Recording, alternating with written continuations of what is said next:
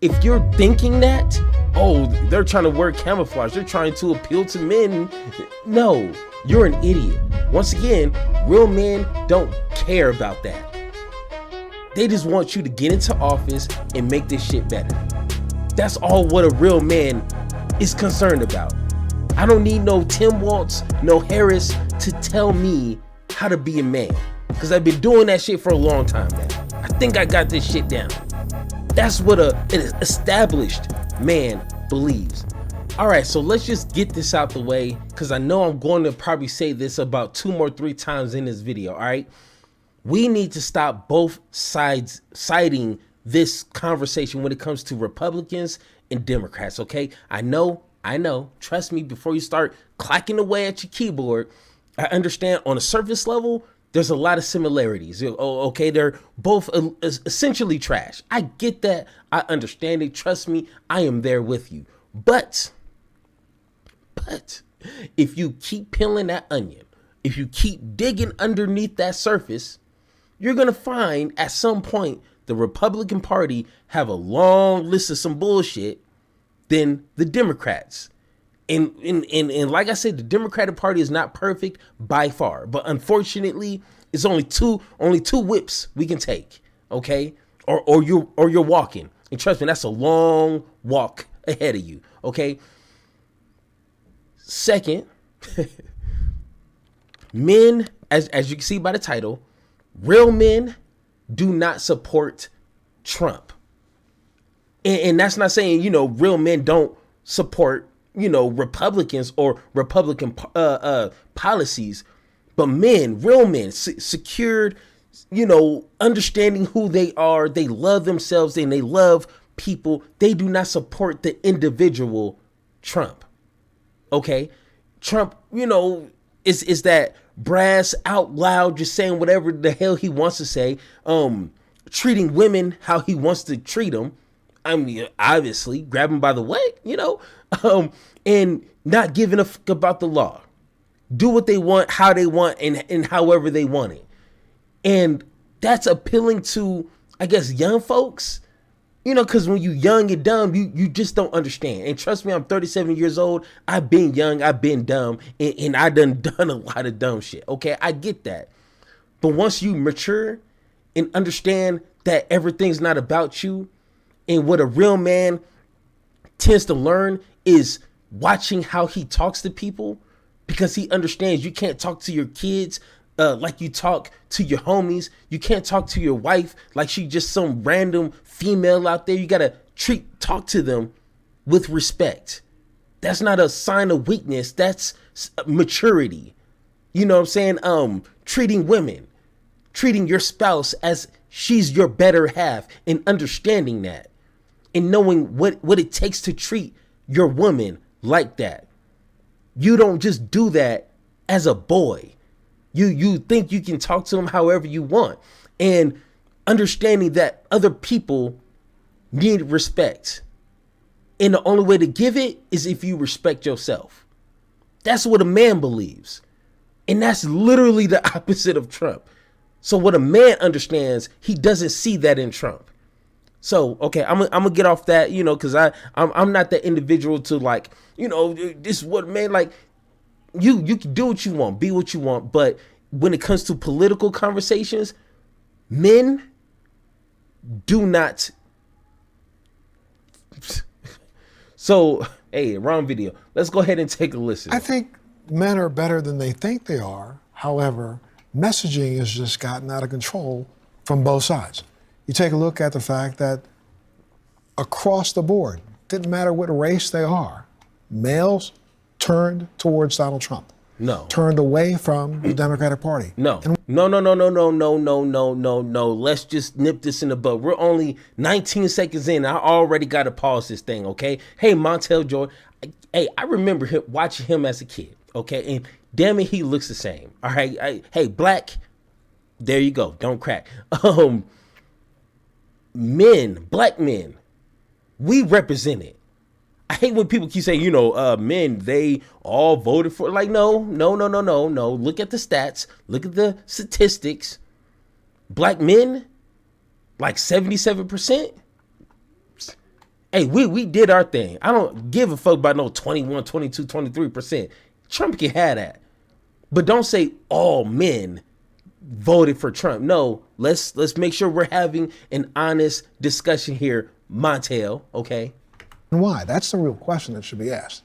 Why? Because in so many ways, the party basically dismissed him, left him out of the conversation, and not until the very end decided, oh, I better reach out and see if these guys are worth talking to. Yeah.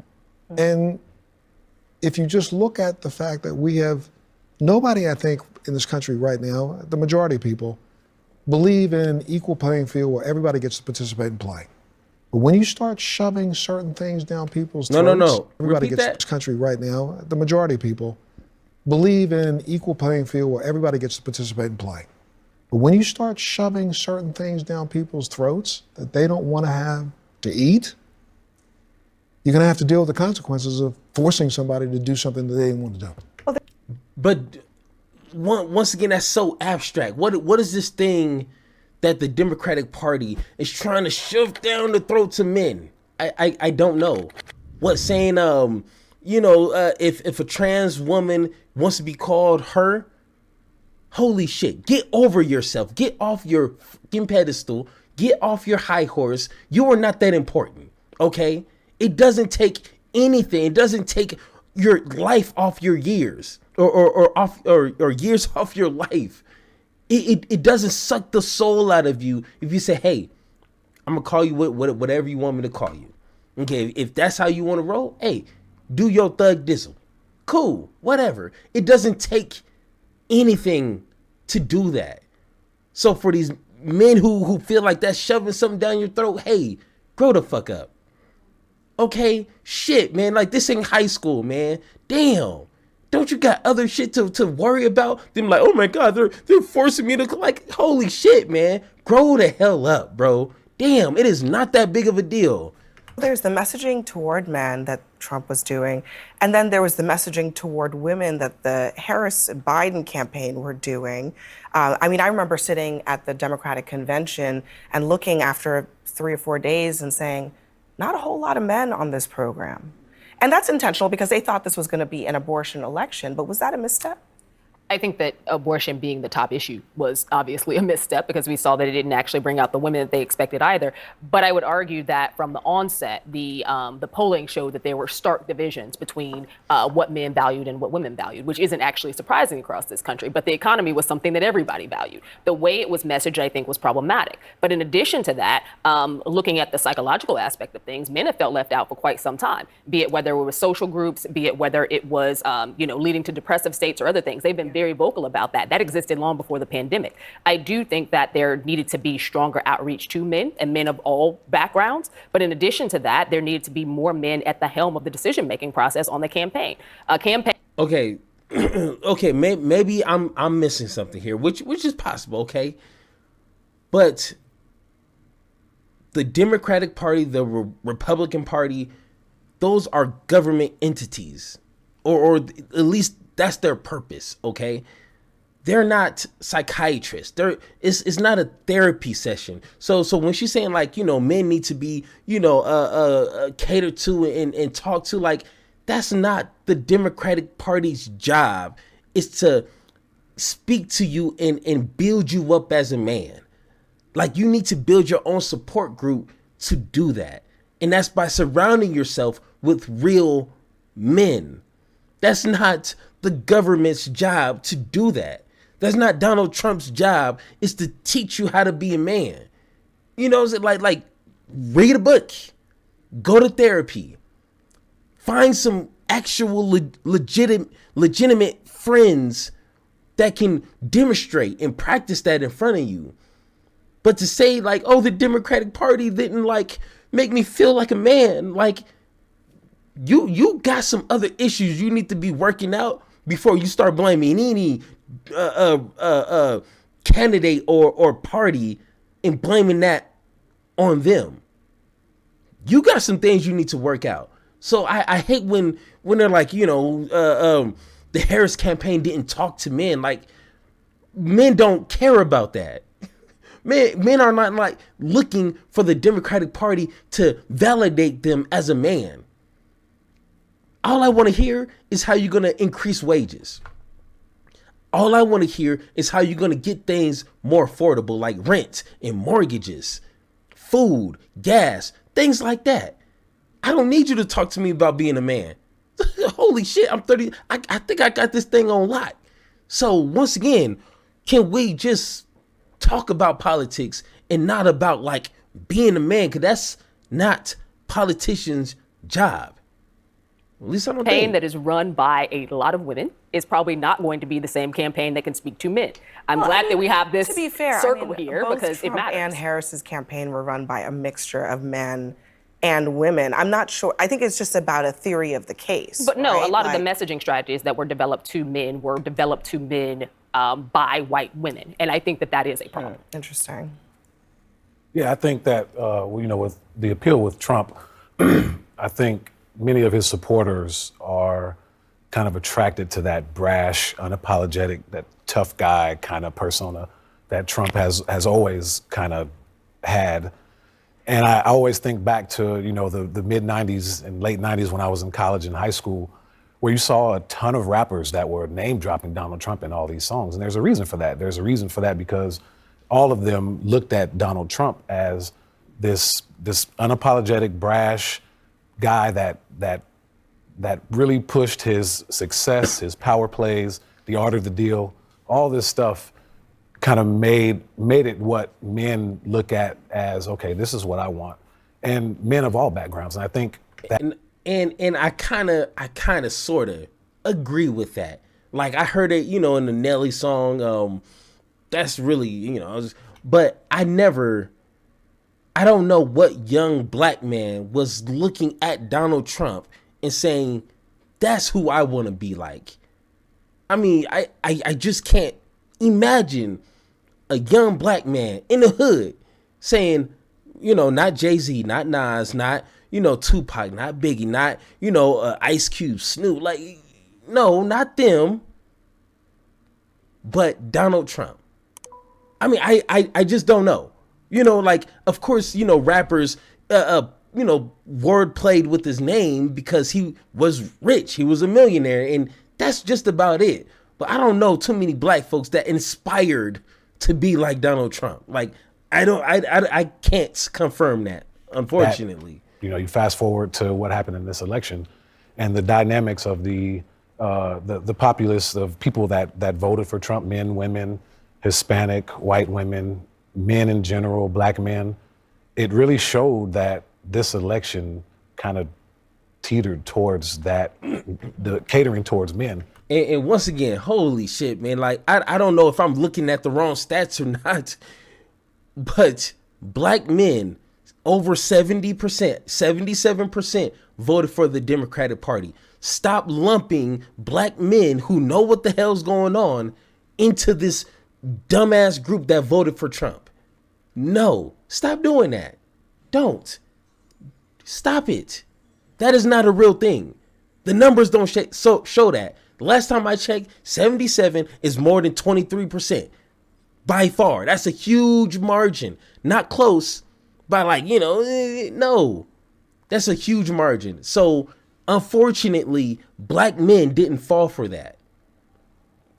Thank God. And so it's just a thing where, you look at it and Trump has made a name off himself from doing this. And I think that was a big part of why he won the election. Scott, I'll let you jump in a second, but I think you might find this interesting. Scott Galloway, who has a podcast, many podcasts, but he's working on a book about what's going on with men in the country. He writes this: young American men are in a crisis of underemployment, under-socialization.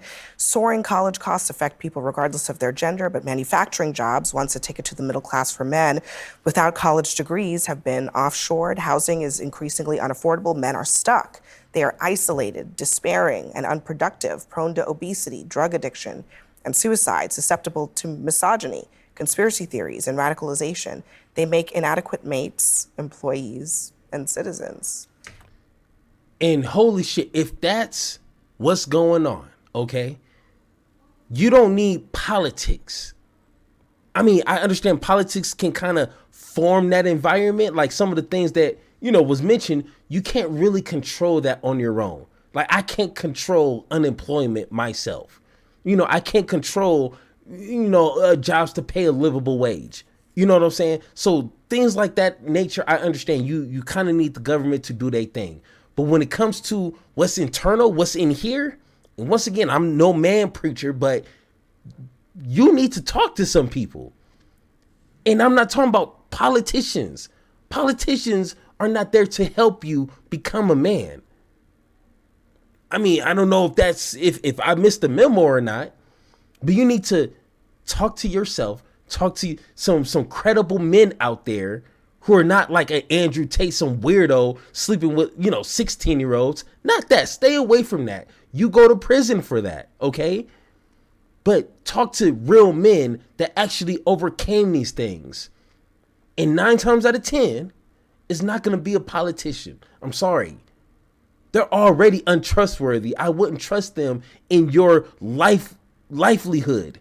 Wouldn't do that. Go to therapy. That's literally what that's for. Please, go to therapy. It's a pretty dire picture that he paints there, and it seems what he's saying is that Trump spoke to that. Well, I agree. First of all, I agree with most of everything that's been said here already, and I agree with some of this assessment. I do think we have a crisis of especially young men in this country, and they're in many ways disconnected from the rest of their families, disconnected from their communities, disconnected from our political culture, disconnected from our civil culture.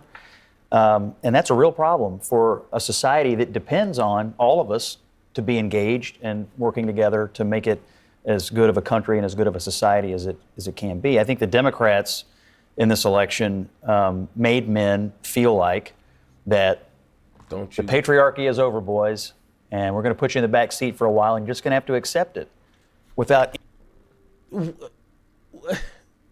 Okay, let me. Okay, I cut him off. Maybe he's going to somehow make that shit make sense. But right now, I almost socked him up. Let me just see if he makes sense with that. Is over, boys, and we're going to put you in the back seat for a while, and you're just going to have to accept it without any thought to the ramifications of telling people who are out honestly trying to make a living, provide for their families. How did Harris tell men they need to take a back seat and do what? I guess let women take charge? Like when? How? What? When did she say that? Why would she say that? Why would she tell men, hey, take a back seat and let men blah, blah, blah? Or is it the fact that she was just a woman, so that's just assuming that men need to take the back seat? Once again, do not rely on politicians to dictate what a man is. They already manipulate everything else they try to tell the American people. Do not allow politicians to tell you what a man is. That does not work. That's literally like asking a woman what a man is. Like, the shit just don't fit. It doesn't work. It's like the little kid games where you have to put the blocks in the matching size holes. It's like trying to force a square into a circle hole. It doesn't fit. It doesn't work like that. I don't know. Maybe I'm living on the moon. I don't know. Be good husbands. Be good fathers.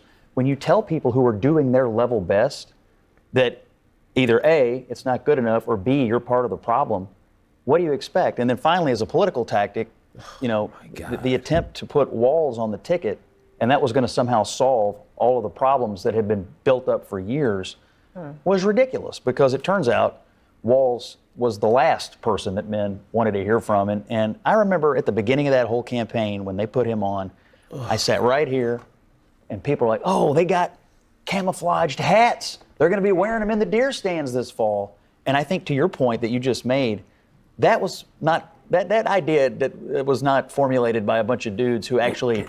Who? I want to know who thought that. Who looked at Walz as a vice president and said, they're trying to appease to me as a man by choosing another man. Because, I mean, God forbid if she would have chosen another woman as VP, men would have who think like that would have lost their shit. Like, oh, they really want to like no, that is a lose-lose conversation. If you're thinking that, oh, they're trying to wear camouflage, they're trying to appeal to men.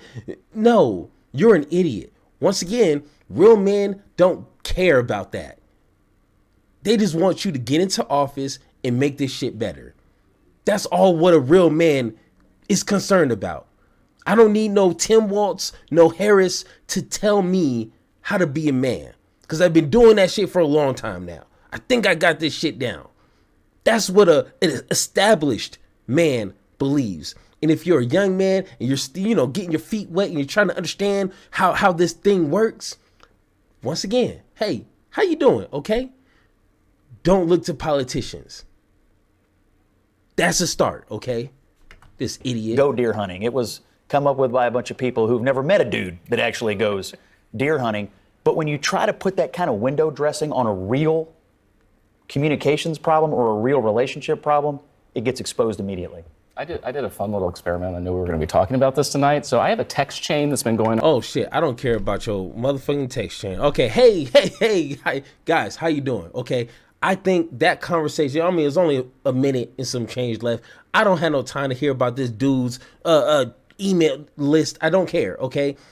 I think we got the point, all right? Black men voted overwhelmingly for Democrats. So leave black men out the conversation. Go ahead, talk to the Hispanic homies, talk to the white homies who voted for Trump and figure that out. But stop saying all men gravitated towards Trump. That is a false narrative. That is literally misinformation, and you're not giving people the correct perspective to look at.